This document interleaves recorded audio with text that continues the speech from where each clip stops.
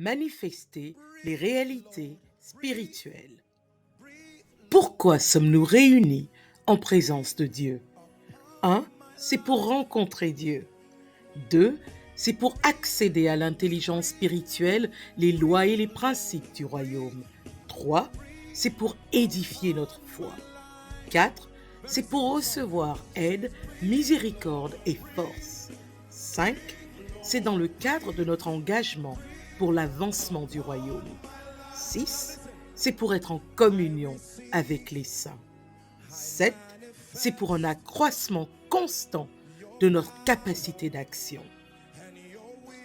Deux défis auxquels les croyants sont confrontés dans la manifestation des réalités spirituelles.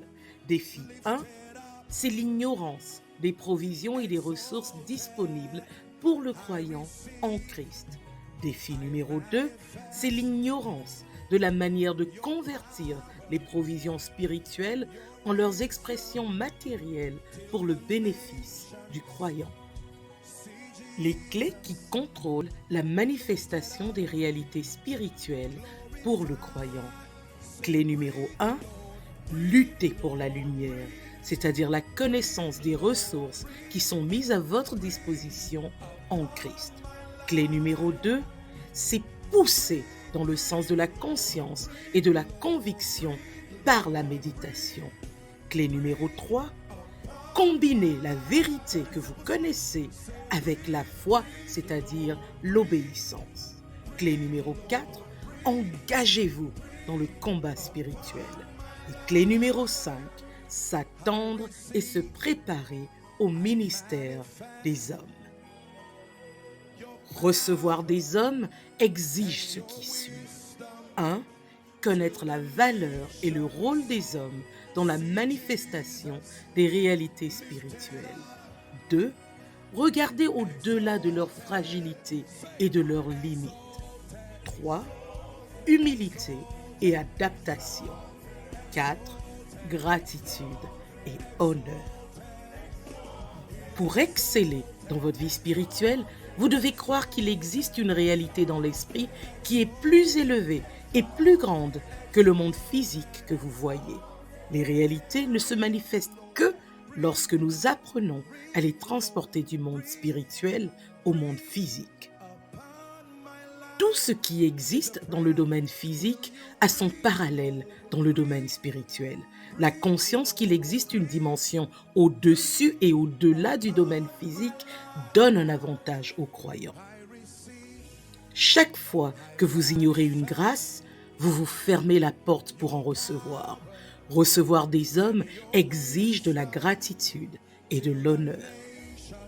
L'accomplissement du destin dépend des hommes. Tu es aussi puissant que les hommes que Dieu envoie dans ta vie. Le profit ne se produit pas au moment de la découverte, mais au moment de la conversion. Lorsque vous saurez convertir les réalités spirituelles, votre vie sera un véritable prodige. Tant que vous ne vous élèverez pas de la dimension de la simple connaissance à celle de la conscience et de la conviction, vous ne serez pas en mesure de manifester les réalités spirituelles. C'est ce qu'on appelle la méditation dans le monde de l'esprit. La mission de la méditation est de transporter les réalités spirituelles dans votre conscient.